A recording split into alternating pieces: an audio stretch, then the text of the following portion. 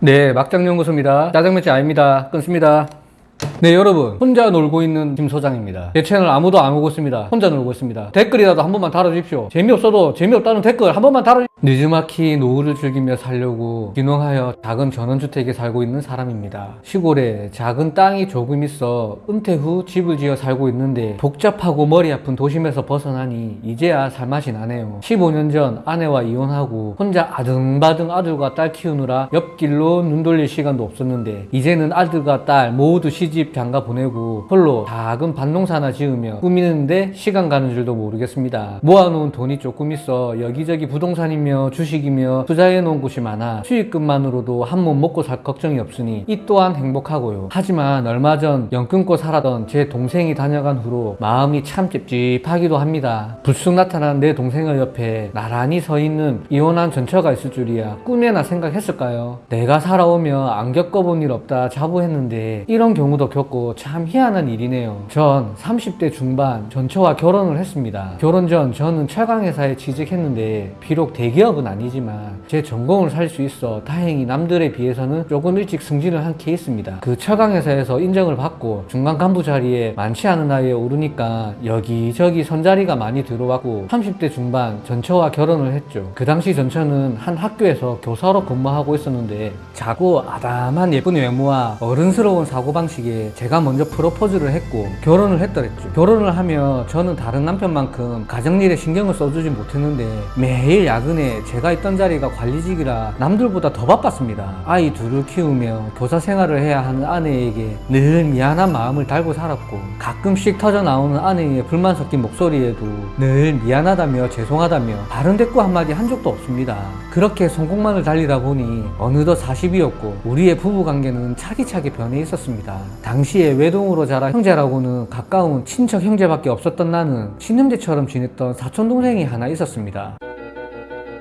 형님 오랜만이에요. 그동안 잘 지내셨죠? 와, 이게 얼마만이니? 너도 이제 늙었구나. 갑자기 무슨 일이야? 형님 제가 부동산 컨설팅 하잖아요. 그리고 예전부터 형님 부동산 투자에 관심도 많았고 그래서 제가 놓치기 아까운 땅들 형님을 위해 알려드리려 합니다. 아, 그래. 너무 고마워. 안 그래도 너무 바빠서 엄두도 못 냈어.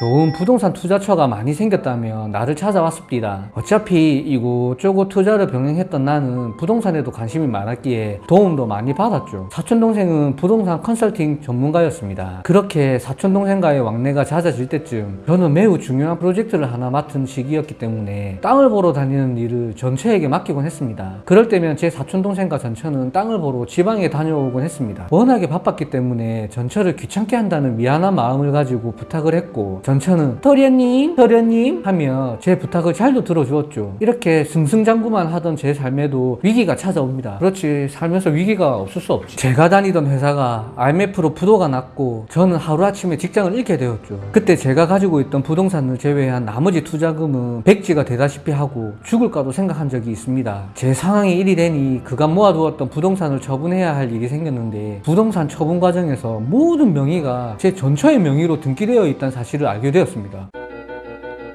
야, 반기문, 이게 어떻게 된 거야? 왜 모든 게 와이프 명의로 등기된 거야?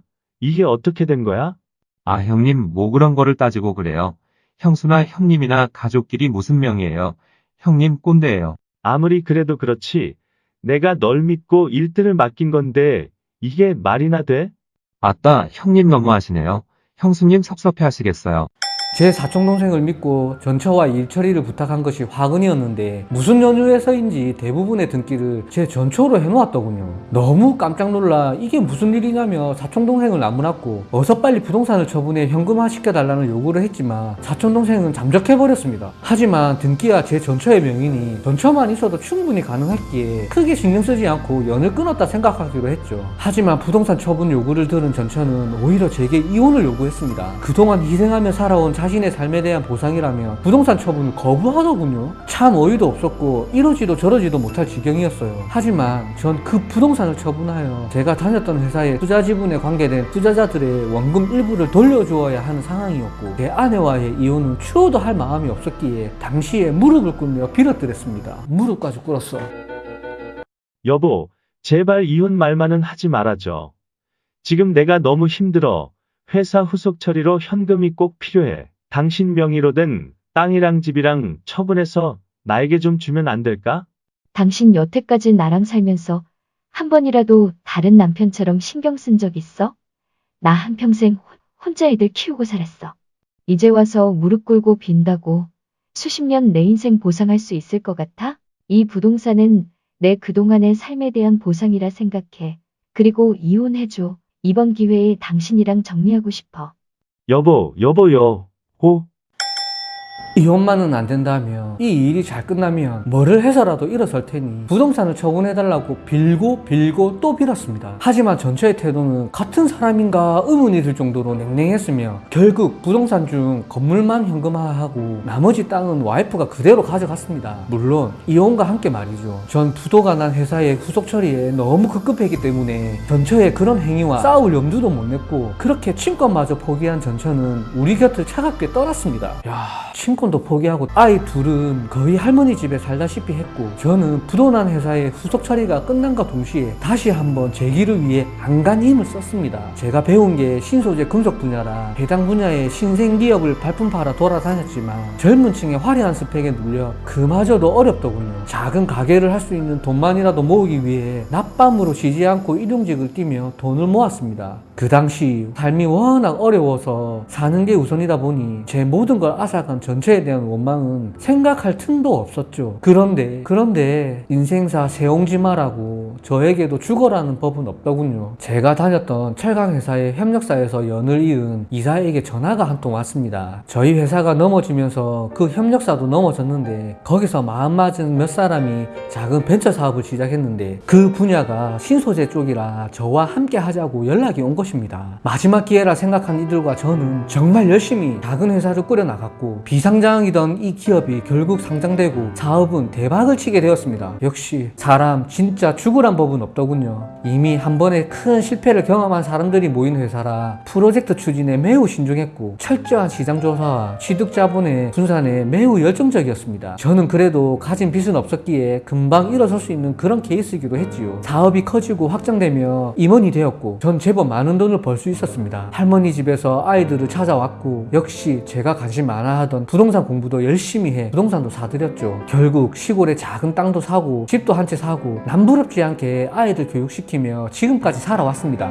이제 은퇴하고 기농을 해서 고추나 키우며 살고 있네요. 은퇴한 기농인의 삶. 얼마 전 모르던 번호로 전화가 한 통 왔습니다. 대뜸 죄송하단 말로 시작해서 놀랐지만 익숙한 목소리라 잠깐 생각해보니 연락이 끊겼던 그 사촌동생이더군요. 사정이 많이 어려워졌다며 제가 다시 제기한 걸 어디서 주워 들었던 모양입니다. 이미 지나간 일이고 저도 나이 먹을 만큼 먹었기에 악감정은 이제 없다, 잘 살아라 하며 끊으려 하는데 한 번만 만나달라며 사정을 하더군요. 참 뻔뻔하죠. 어이가 없었습니다. 하지만 밥 한 번 사주고 다시는 안 볼 요량으로 그러자 한 것이 큰 실수였습니다. 주소를 알려준 며칠 후 야간에 초인종이 울려 나가니 웬 거짓골을 한 남녀 한 쌍이 어둠에 서 있더군요. 거짓골을 한 쌍? 고개를 푹 숙인 여인은 흐느끼는 듯 했습니다. 시골이라 마당에 조명을 켜지 않으면 어두워 누군지 분간을 못하기 때문에 깜짝 놀란 마음을 부여잡고 마당에 조명을 켰는데 제 눈을 의심하고 말았습니다. 그 남루한 행색의 남녀는 바로 그 사촌동생과 이혼한 전처였습니다. 제가 힘들게 살 때 아이들은 엄마가 보고 싶다며 울고불고 찾을 때 연락도 한 통 없었고 찾으려 해도 꼭꼭 숨어 종적을 감춰버린 전처. 그 전처가 제 사촌동생 옆에 함께 서 있었죠. 전화통화에서 기획부동산을 차려 투자자들을 무리하게 끌어모으고 시공사가 내빼 모든 걸 읽고 사기 혐의까지 덮어쓰게 되었다는 주인공이 바로 두 연놈이었죠. 사촌동생과 전처는 그 야밤에 제 앞에서 무릎을 꿇고 엎드려 죄송하다고 울고 불며 바지가랑이를 잡았습니다. 갈 곳 없다며 며칠만이라도 있을 수 있게 해주라며 울고 불고 매달리고 있었죠. 너무 놀라고 어안이 벙벙해서 어찌된 일이냐, 둘이 어떤 관계냐고 물었고 돌아온 대답에 전 경악을 금치 못했습니다. 당시 이미 전처와 사촌동생은 내연의 관계였으며 제 부탁을 받은 모든 부동산의 명의도 계획적으로 전처로 돌렸던 것이죠. 그리고 내 상황이 어려워지자 기회다 싶었고 사촌동생은 달아났으며 전처는 제게 약간의 부동산만 처분해주고 이혼한 후에 사촌동생에게 달려간 것입니다. 독한데? 제가 빌어먹으며 전전긍긍할 때 둘은 재혼해서 떵떵거리며 호화로운 생활을 하다가 사업이 이적행이 되자 갈 곳도 없었고 제가 다시 재기에 성공한 것을 어디선가 듣게 되어 이렇게 찾아온 것이었습니다. 사촌 동생만을 생각할 때는 무뎌졌던 복수심과 분노는 그 이야기와 거짓 차림의 전철을 봤을 때 눈이 돌아갈 만큼 다시 끌어올랐습니다. 순간 아무 생각도 나지 않았고 주변을 둘러보니 밭에 뿌리려던 거름포대가 보였고 함께 있던 낫을 들어 거름포대를 찢고 냄새나는 거름을 제 앞에 무릎 꿇고 있던 두 연놈의 머리에 퍼부었습니다. 그리고 주위 손에 잡히는 아무 것이나 집어들고 그 두 연놈을 사정없이 내려쳤네요. 꼼짝 않고 다 맞아주면 이 집구석에 들어올 수 있으리라 생각했던지 끔찍도 안 하다가 내가 그 짓을 그만두니 슬쩍 일어납디다. 여보, 우리 맞을 만큼 맞고 수모 당할 만큼 당한 것 같아. 그래도 우리 죄를 당신에게 용서받을 수 없다는 것도 알아. 뚫린 주둥이라고 잘도 떠들어대는군. 여보, 우리 며칠간 굶어서 너무 배가 고파. 미안한데 밥 한 그릇만 얻어 먹을 수 있을까? 배가 너무 고파. 아니, 인연이잉. 그러면서 전처는 불쌍한 눈빛으로 배가 고프다며 밥을 조금 달라 하더군요. 그 밥 달라는 소리에 저는 또 눈이 뒤집혀 닭모이를 집어들어서 전처의 얼굴에 집어 던지면서 닭모이를 갖고 이 집에서 당장 꺼지라고 고래고래 소리를 질렀습니다. 배고프면 닭모이 줄 테니 닭모이 가지고 나가서 닭모이나 처먹으라고. 짐승들만도 못한 것들이 어디서 배고프다고 하냐며. 그리고 현관문을 세게 닫고 들어온 후 마당에 조명을 모두 껐는데 한참을 그곳에 두 연놈이 서 있더군요. 그 꼬라지도 보기 싫어서 경찰에 신고해서 줄거침입으로 그 둘을 끌어냈습니다. 속이 후련합니다. 제 속사정을 잘 아는 이웃 형님은 너무 매몰차게 한 거 아니냐며 말했지만 전 오히려 10년 넘게 그건 알 수 없는 꽉 막힌 뭔가가 시원하게 쑥 하고 내려간 느낌입니다. 며칠 있으면 이제 제 생일이라 아들, 딸 내외들이 이쁜 손주들과 함께 우리 집에 놀러 오기로 했습니다. 이번 제 생일에는 여태껏 지금까지의 제 생일보다 더 푸짐하고 화려하게 잔치를 한번 해보려 합니다. 큰 식당을 벌리고 동네 사람 모두를 초대해서 거하게 먹이고 즐겁게 춤추고 노래를 해보려 합니다. 이 두 연놈에게 보란 듯이 말이죠. 참고로 그 둘은 경찰에 의해 끌려나간 후 어디로 갔는지 모르겠네요. 인생사 세옹지마라고 어떻게 될지 모르는 게 바로 우리 인생입니다. 다른 사람 눈에 피눈물 나게 하면 본인도 언젠가는 피눈물 흘리게 됩니다. 풀벌레 울음소리 들리는 시골의 한 주택에서 한 늙은이의 글을 올렸습니다. 와, 여러분, 정리를 하면 이 사람이 워낙 바쁠 때 그 사촌 동생이 나타나고 그 자신의 아내와 사촌 동생이 명의를 돌려달라 하니까 도망가고 뭐야 이거. 여러분, 이 사장님 결국엔 재기에 성공했습니다. 여러분, 아무리 힘들어도 포기하지 마시고 노력하십시오. 난 언제쯤 재기하려는지.